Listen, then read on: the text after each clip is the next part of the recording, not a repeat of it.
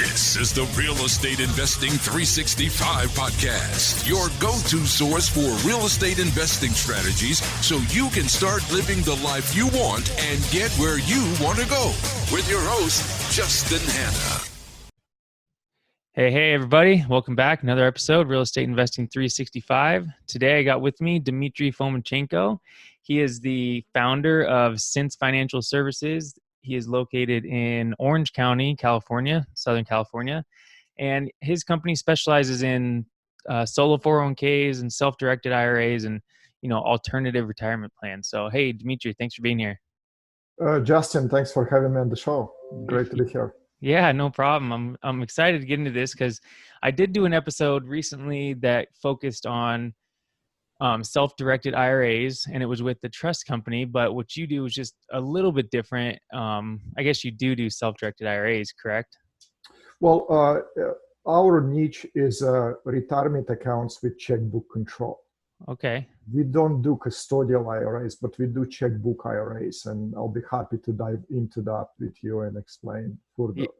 Yeah, definitely. Because I actually have had a couple people reach out to me asking me, what the difference was, and I had to kind of look it up and trying to give them the right advice and direct them in the right to the right people. So before we get started, I do kind of like to dive into a little bit about you, like where you come from. You do have some real estate background and some investments that you've done. Can you kind of give us just a little brief history of you and your real estate experience, and then we'll dive into you started your Sense Financial company?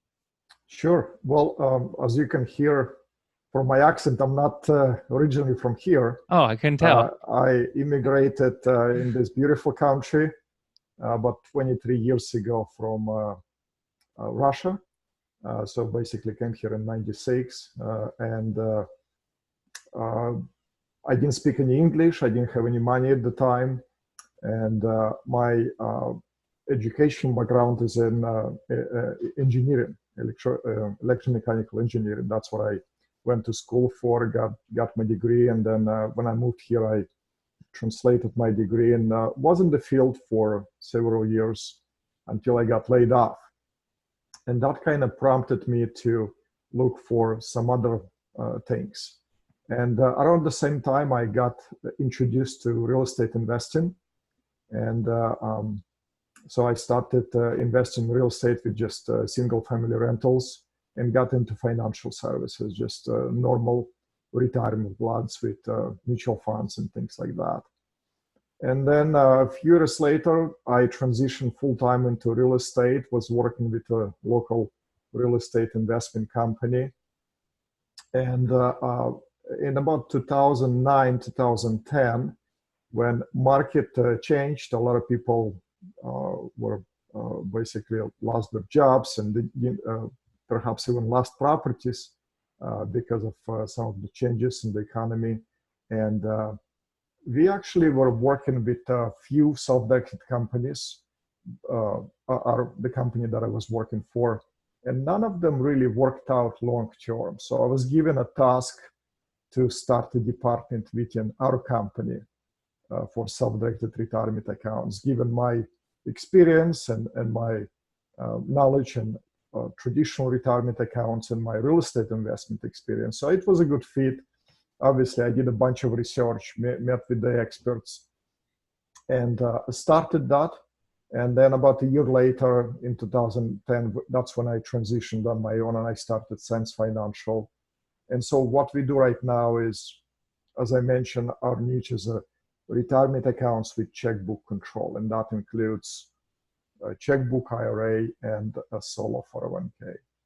Okay, cool. Yeah, no, that's a perfect transition. So you go from, being an engineer, you get into real estate and start buying your own properties. And then since you worked for kind of a financial services company and they said, hey, you have real estate knowledge and background and retirement background, obviously from what you were doing with the financial company, why don't you head this up for us? And then you thought, well, hey, I'm going to go out and I'm going to do my own company because that's the better way, I guess, because you probably do things better than they were doing, I assume. So. Yeah, it was just a natural fit. I can say that I was at the right place at the right time.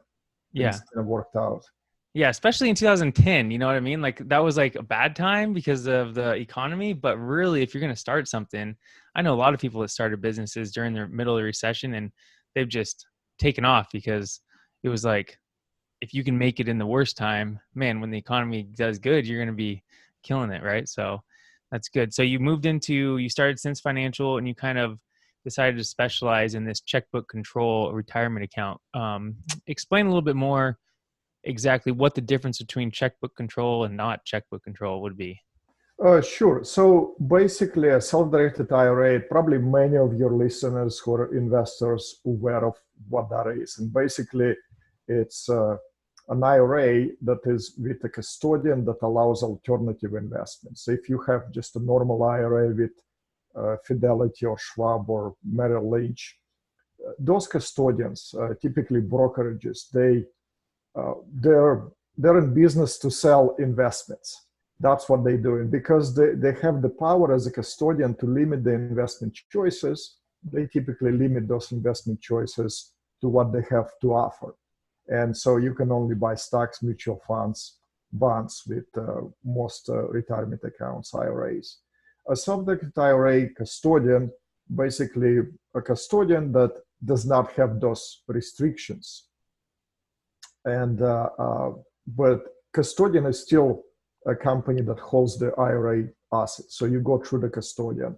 And some people find it inconvenient to actually have a middleman because it's their IRA, they want to make an investment, but they have to go through this trust company to make the investment. And sometimes people, especially who perhaps buy in foreclosures, or if they're acting on the deals, if they do private lending, and they need to act quickly, they end up losing the deals because they don't have direct access to their funds. They have to submit certain paperwork to the custodian, wait for them to review it, approve it, and then advance the funds. So it takes several days.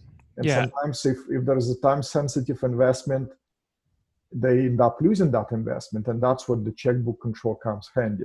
And sorry to interrupt you, but I just to touch on that point, I had never done a self-directed IRA or anything, but I had a bunch of money with Edward Jones. And then recently I did a podcast with a self-directed trust company.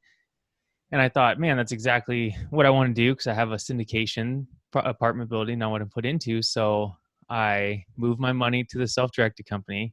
Well, exactly what you're saying happened, right? To where we had a deadline of when the syndication company needed their funds to be wired to them by.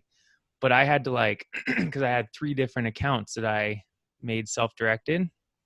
I had to, get a package of papers and sign it for the company, then forward it over to my trust company that was holding it. They had to review everything. Then I made a mistake on the stuff. So they sent it back to me and then they had to review it again. And then I had to send it to the company. So literally we went past the date and luckily the syndication company was okay with it. But, if it was like a hard deadline, I would have missed out because going back and forth between the intermediary. So I know what you're talking about there for sure. Yeah, so again, in certain cases, those IRAs work. So millions of people use those kind of self-directed custodial IRAs. Mm-hmm. But for some people, they do want to have that control. They don't want to rely on a middleman. They want to have direct control. And how you can accomplish that is, like you said, self-directed IRA with a custodian allowing alternative assets. And then a single member special purpose LLC is created. So, and the investor directs the custodian to invest his IRA into an LLC. So 100% of the units of the LLC purchased by the IRA. So the IRA becomes the owner of the LLC, and the client or the account owner becomes the manager of the LLC. At this point, the custodian cuts the check payable to the LLC, and then account owner receives that check, goes to the bank, opens checking account in the name of the LLC. As a manager, he has that authority. And then from that point on, all the investments and transactions no longer have to go through the custodian. So you're able to bypass the custodian. Custodian is still there. It is required for an IRA, but you're able to bypass the custodian because as a manager, you have the LLC, The cash is inside of a checking account of the LLC. You write the check, you buy the property, or you do the deal. If you need to pay expense, again, you write the check, or you can even use a debit card to pay for the expense.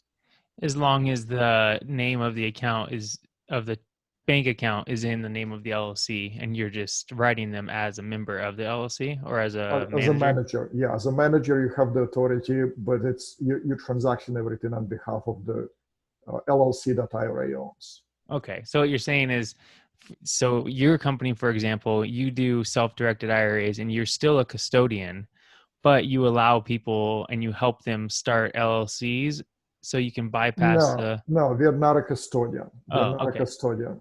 Custodian cannot do that. And so we are not a custodian. We never touch the money of the client. There is still a third-party custodian, but we create the checkbook part. So we handle the creation of the LLC. We assist the client creating that or opening that IRA custodial account, and then everything in between. So it takes about a month to do that. So it's not a quick process. But at the end, the client ends up with an IRA. Inside of that IRA is an LLC that client is the manager of. And from that point on, all the investments can be done as simple and as easily as writing a check. Okay. So what you're saying is if somebody wanted to do it through an LLC to where they didn't have to go through their custodian, they would contact somebody like your company that sets up the LLC and helps them with the whole process of setting up checkbook control. And then they have the ability to manage it like any other property, write checks, set up contractors and do all that stuff because they're a manager of their LLC. Correct. Yeah. So basically it's not just an LLC, it's a special purpose LLC because IRA owns it. So it needs to be set up in a certain way to be IRS compliant, because otherwise your entire IRA will be screwed up. You're probably aware of the prohibited transaction rules, and there are certain things that you cannot do. So it needs to be set up in a certain way. It needs to be filed in a certain way to be IRS compliant. So we handle all of that. And by the time it's set up, then client is in control. But again, we are just a facilitator. We don't touch clients' money. We just helping them establish the structure. So at the end, the client will be in control. Okay, so since you kind of mentioned it there, let's kind of touch on what are prohibited and non-prohibited. What are transactions that are okay or purchases that are okay in this type of account? Well, there is actually no list that exists about transactions that are okay. You can pretty much do anything. You can invest in virtually anything. There is only two investments that cannot be made with a self-directed IRA, and you cannot invest in collectibles. So anything that is considered collectible, maybe coins or stamps or artwork. Cannot buy a collectible car with your self-directed IRA. Okay. And life insurance contracts. So those are the only two investments that are not allowed. And on top of that, there is a disqualified person. And disqualified person is yourself, the owner of the account, your spouse, your kids and grandkids and their spouses, your parents and grandparents. So basically, it's immediate family member. The easy way to remember is a vertical line, okay? Vertical line, again, your spouse, your parents, grandparents, kids and grandkids and their spouses. Horizontally is okay. Your IRA can transact business with your brother or a cousin or nephew or uncle. So you can go horizontally, but not vertical. And so, sorry, real quick, what you're saying with transact with them would mean if, let's say, you buy a rental property and you're going to rent to somebody, you can't rent to your son or your daughter or your mom or your dad or that vertical line, but you would be able to lease the property or rent the property to your brother or sister, aunt or uncle or whatever. Correct. Yeah. To be technically correct, yes. You are not allowed to transact any business, not only renting to your daughter, but if your daughter is a real estate agent, for example, your daughter cannot represent your IRA when buying this property because she will be providing a service to an IRA, and as disqualified person, she's not allowed to do that. And also she will be receiving commission as a result of the sale. So receiving a compensation, so another violation. But extended family members is okay. Now, there might be other reasons why you may not want to do or rent your investment property that your IRA owns to your brother or to your family, extended family member. But technically it's possible. Okay. So when you can take a loan out against the LLC in your or your self-directed IRA, correct? When you say take a loan, you mean taking a loan. You can take a loan against the LLC, but you can take a loan. You can borrow money to buy the property. So if you buy, if you buy a property for $100,000 and your IRA has $50,000, you can go to the bank, specialty bank who specializes in non-recourse financing, because you need a non-recourse loan. Conventional loan is not going to work because, again, conventional loan will be violation. Conventional loan requires you personally guarantee it, and that's a no-no with an IRA.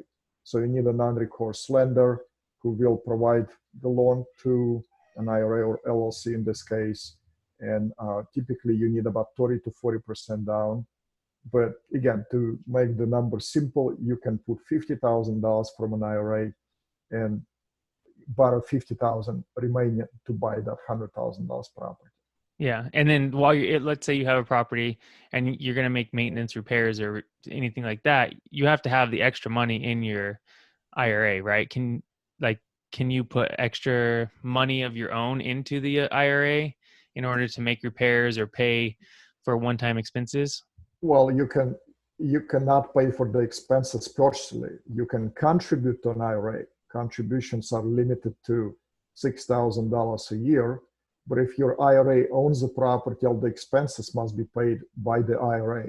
Right. You personally cannot pay for the expenses. That will be a violation. It will be illegal contribution to an IRA. Yeah. So what I was getting at is if let's say you only have $50,000 in there and you buy a property, and then the next month $5,000 repair happens, you would have to either make another contribution to the IRA in the form of $5,000 in order to pay for that repair, or what would happen? Well, it's very unlikely, if you're doing this correctly, unlikely for this to happen, because you do need to have reserves. You don't want to buy a rental property and have zero reserves left. Right. So you do need to have reserves. And if you get in a loan, lender is not going to lend you the money unless you have reserves. Typically, a lender will require 10%, at least 10% of the purchase price, that you still have cash left in your IRA to cover those potential unexpected expenses. But if you come to the situation where you kind of run out of money, then yes, you will have to make a contribution, or maybe roll over. If you have money left in other IRA, you can roll that over. You can bring in a partner. You can potentially get another loan, or IRA will get another loan. Okay, cool. So what's the difference between the self-directed IRA and the solo 401k?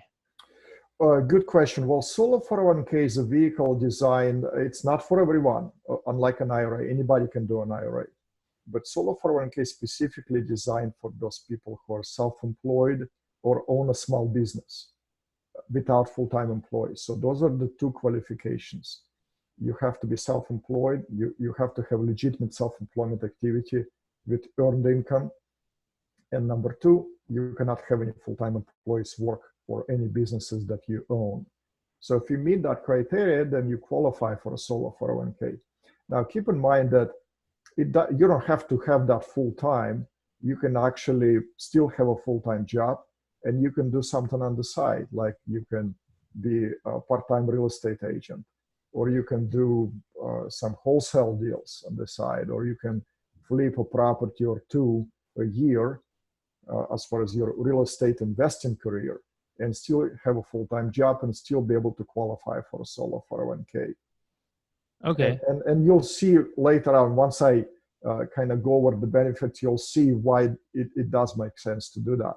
But so basically that is the main qualification criteria, is that it's not for everyone. But if you do qualify for it, then there is some significant differences that solo 401k has over self-directed IRA. Number one, solo 401k, unlike an IRA, does not require a custodian.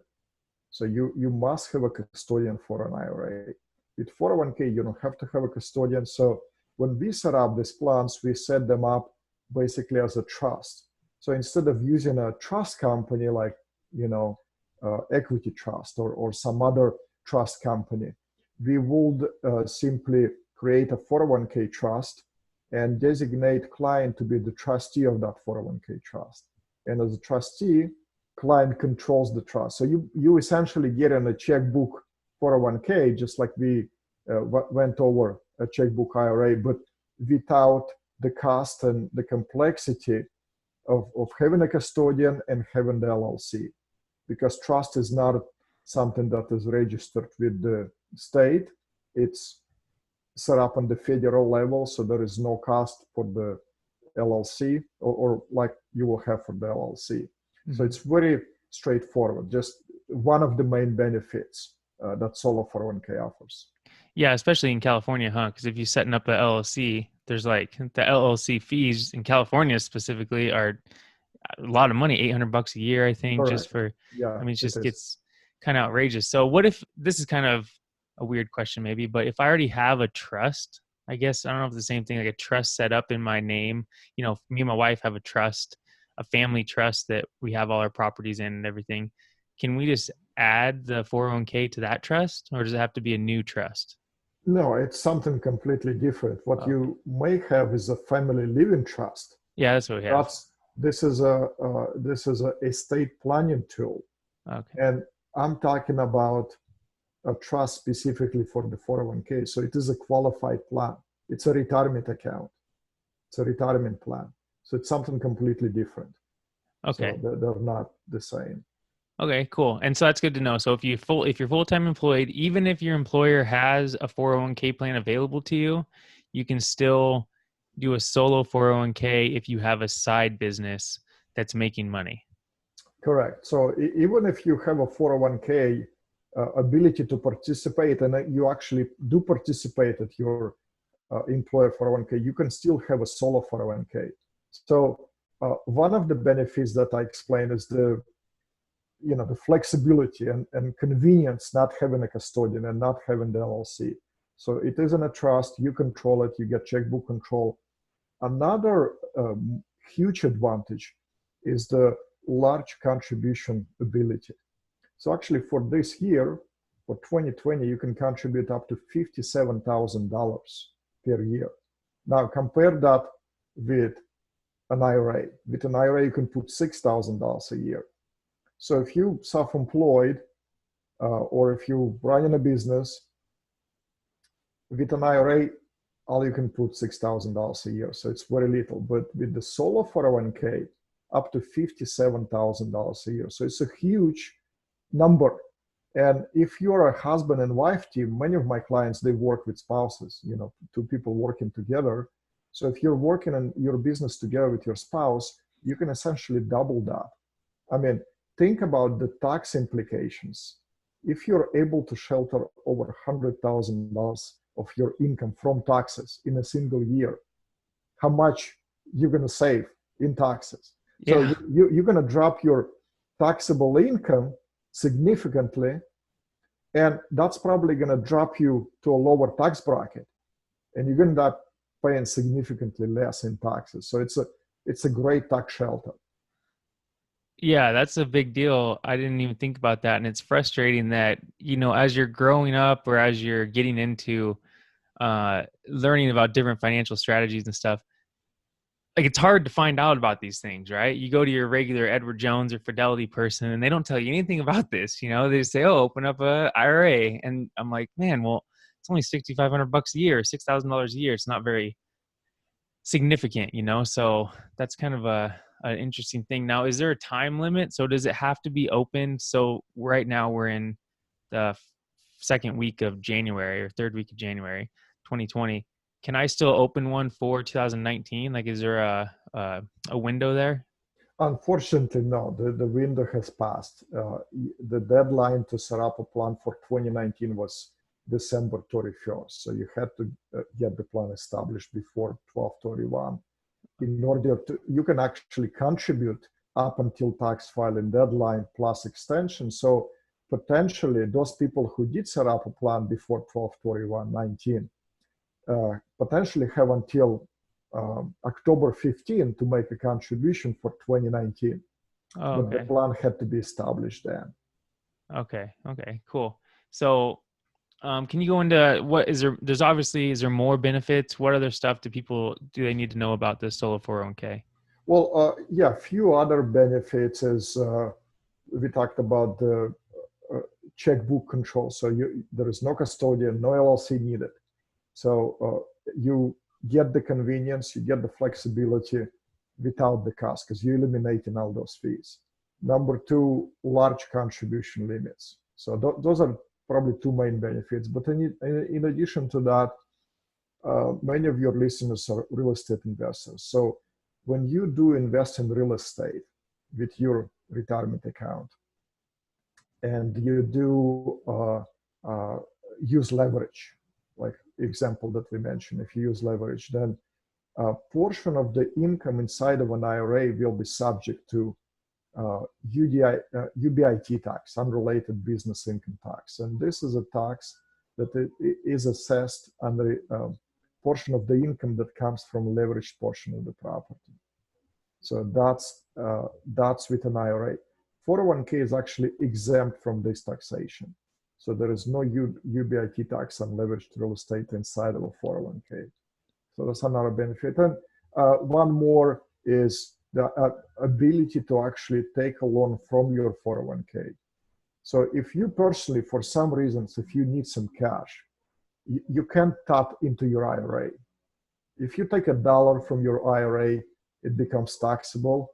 And if you do it prematurely, you have to pay penalties. But with the solo 401k, you can take a loan up to $50,000 or 50% of the balance, whichever is less. And you can use that loan for any reason whatsoever.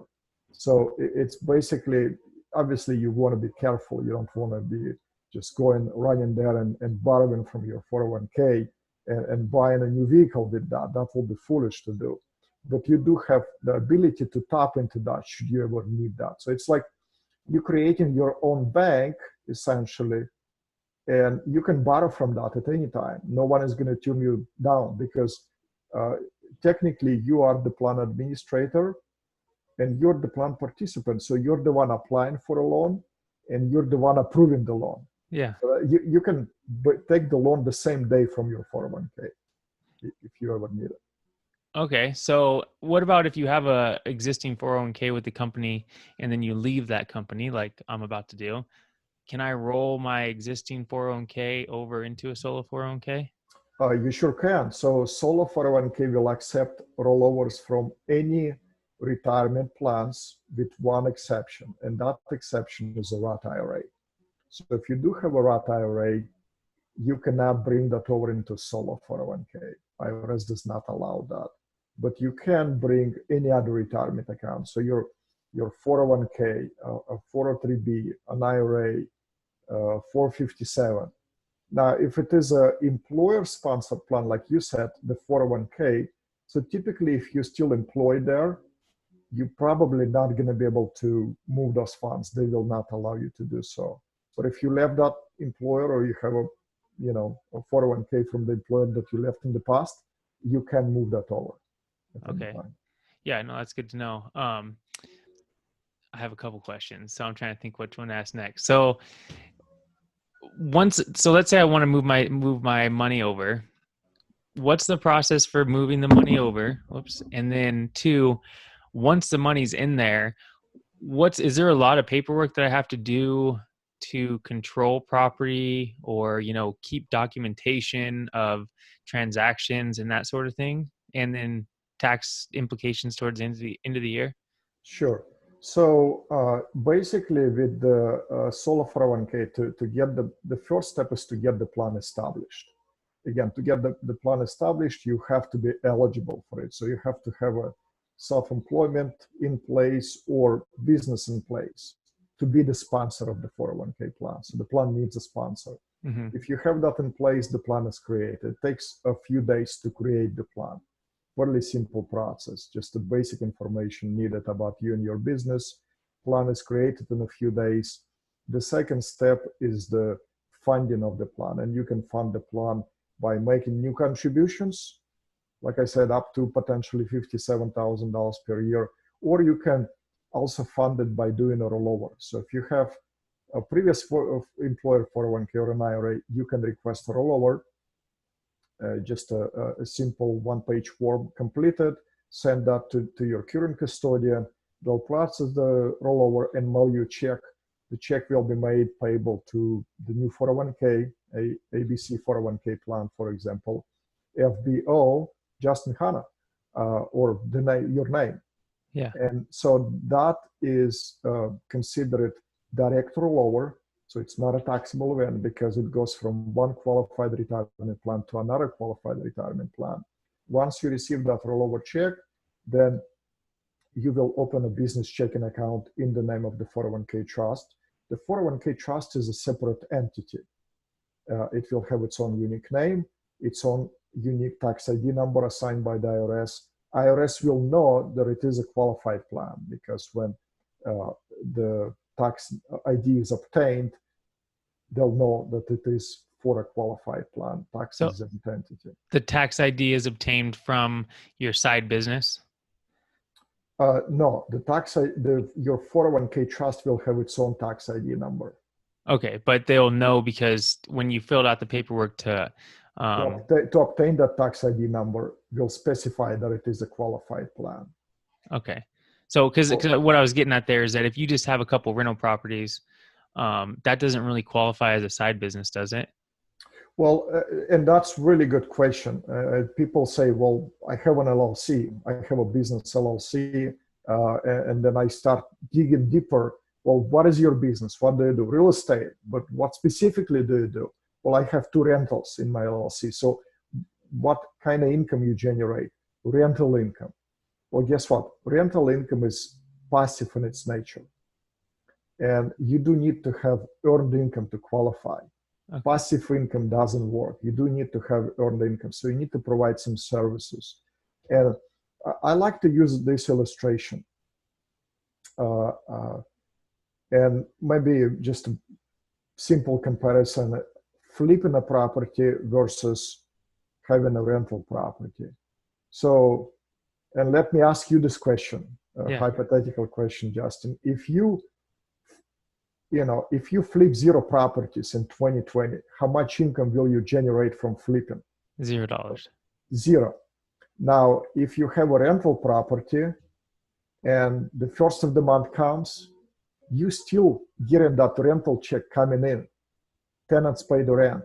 So is the following month and the next month and so on. So in other words, you don't have to work to earn rental income. It's coming to you because you took your resources, you found this property, you invested this money, and now you receive this passive income. You don't have to work to earn it. Of course, you have to maintain the property and so forth, but technically speaking, it's passive income. You don't have to earn it. And to qualify for self-employment, you have to have earned income. So you got to do something to earn that income. Flipping a property, doing a wholesale deals, or being a real estate agent. That's in the real estate field, but it doesn't have to. It can be anything. Yeah. You can do things. You can sell things online on Amazon or eBay. You can provide services. I have clients who in IT, they provide IT services. And now we're living in the age where you can have unlimited clients, but potentially, everything can be done online.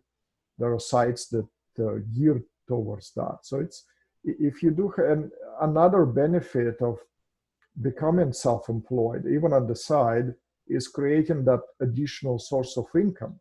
I do remember attending this conference where authors of the book called ABCs of Making Money. I don't remember their names. I still have the book. I remember the name of the book, ABCs of Making Money. And one thing that they share that stuck with me is multiple sources of income. You don't want to create those multiple sources of income, because if you just have a job and that's your only source of income, guess what? You don't own that. Mm-mm.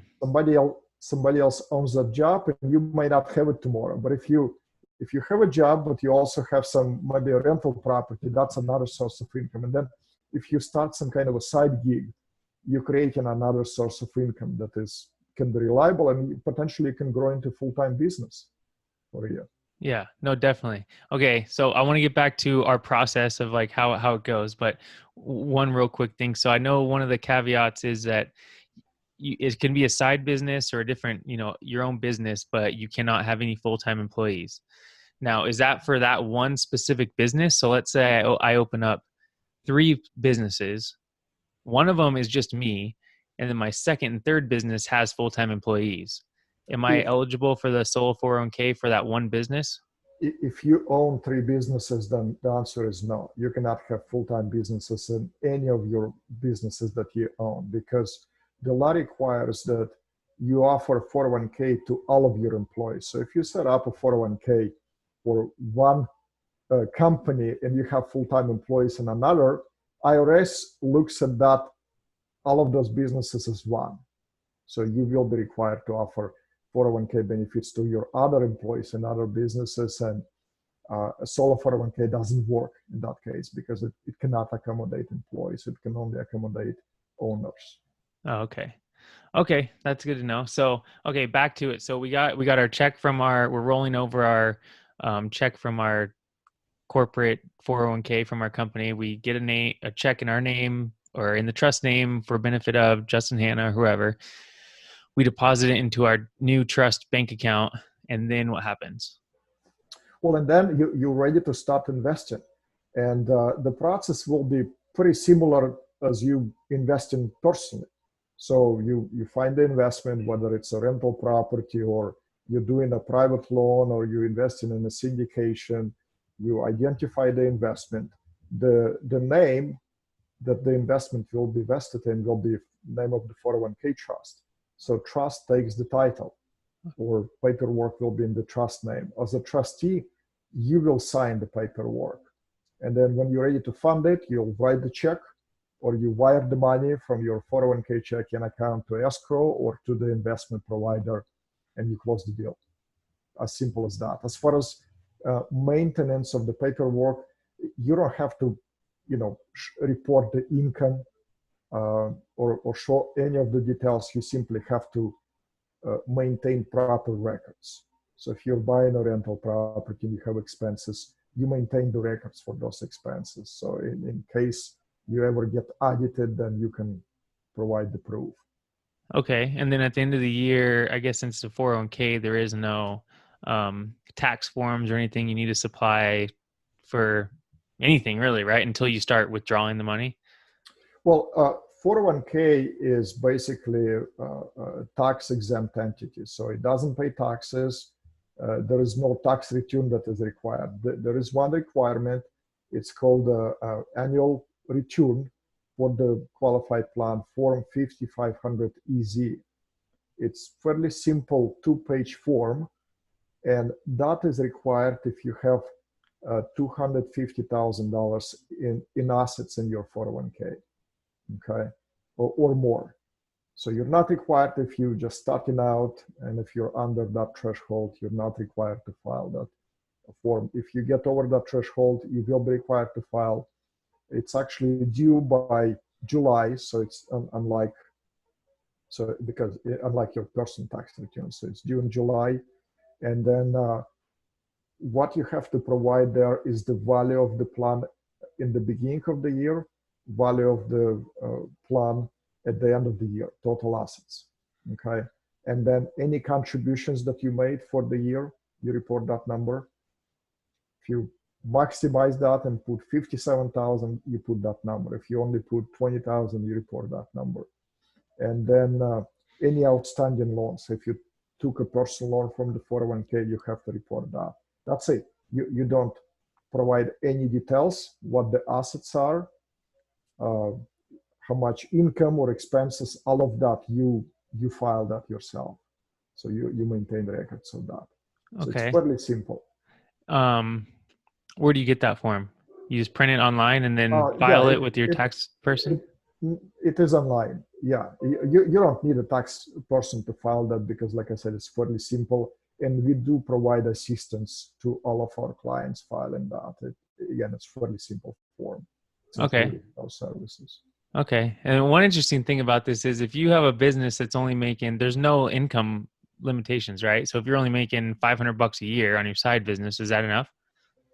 Well, I mean, if you're only making $500 in a side business, it's questionable if it's a business or a hobby. You know, it needs to be a business, and one of the characteristics of a business, it needs to be profitable. So if you're just making $500, if it's the first year, possibly. I think, yeah, you have a couple years, right, of losses that you can claim, but after that, they start getting a little questioning. So if you're showing $500 year after year, then it's probably a hobby. And there is actually a really good explanation on the IRS website to understand hobby versus business. The bottom line, you're in business to make profit. Yeah. So, but it doesn't have to be a significant amount. And what I'm getting at is if you only made a few let's say you made $10,000 in a year, sure. Yeah, that's totally fine. You can still every year contribute $57,000. Like there's no, you cannot contribute more than what you make. The contributions are based on your self-employed earnings. Okay, so there's a limit. More than what you make. Okay, I was wondering that. I was like, man, you could just make a little bit and then just be dumping all this extra cash in there for. No, unfortunately not. Okay, no, that's good to know. All right, so anything else that we need to know about Solo 401k? A good resource will be our website. We have a lot of education there. I think I've gone over the basics and the main benefits. There's obviously a lot more to learn about the specifics. I don't want to maybe because it might fly over the head for your listeners going in all of the details. But I think those are the major things. If you're self-employed, if you're if your business is doing well, then you probably paying taxes. So it's a great tax shelter for you that you can benefit now. You can see the benefits of it today, but also you put this money away into a 401k, and then you get to invest it as you wish. You're in control. Yeah. Okay, cool. Right on. Well, I usually have a couple little questions here. My next question was going to be the favorite resource for learning about this, but that would be your guys' website, which is what, sensefinancial.com? Correct. Sense is like common sense, SENSE, sensefinancial.com. Okay. And then let's see. Anything else you want to say before we get out of here? Well, I just want to encourage your listeners to, take the resources and learn and invest. Becoming, it's kind of my passion, becoming a passive investor. I achieved financial independence about a year ago at age 45. And that's because of, the learning that and some of the mistakes that I made too. So keep persevering, learn, invest, and you can get there as well. For sure. And then do you have an email or something people can reach out to you directly or to your assistant? Sure. Yeah. It's my first name, Dmitry at sensefinancial.com. Right on. Well, Dmitry, thanks a lot. Thanks for being here. You cleared up some questions that I had and enlightened me to some more things I didn't know. So I really appreciate it. Hopefully this helped out some of our listeners. And if they have any questions, please, guys, reach out to Dmitry and his company, and they'll point you in the right direction. So thanks, Dmitry. You have a great afternoon. Thanks, Dmitry. Thanks, Justin. Thanks for having me on the show. It's been all right. great. See you later. Bye-bye.